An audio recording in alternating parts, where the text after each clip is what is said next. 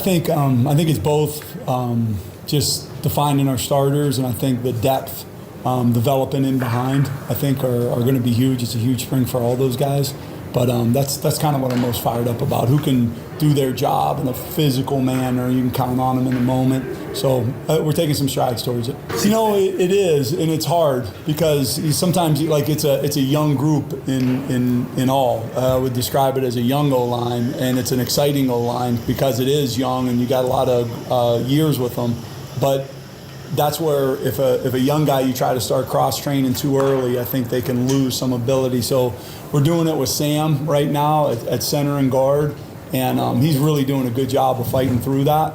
But you could tell you just lose a little bit of detail on each of them as you work through it. But it's something that we definitely will do and kind of wire into who is capable of handling dual role. Yeah, his ability to kind of heal up after he's kind of come through a few things has been amazing, and his desire to get back out there has been huge. So trying to be smart early and really is able to do most of everything, and just don't want to put him in a situation where we'd set him back. But I'm really proud of the way he's fought to get back on the field here for the beginning of spring. Yeah, I think there's a number of faces that are.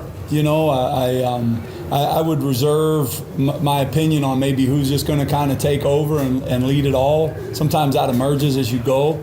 But I do think guys feel that and are excited to kind of step into that role. Guys that have been around it, like Pat, like Tosh, like Rocco, and then some young guys that really feel really confident, like Billy and like Ashton. So that we'll have leadership there, that's for sure. I thought it was a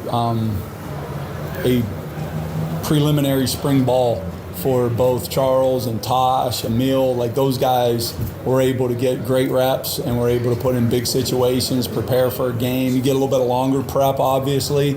And I thought they stepped in and they battled their tails off. I appreciated the growth they had in that period of time. So yeah, it was great. It was great. That'll pay off huge.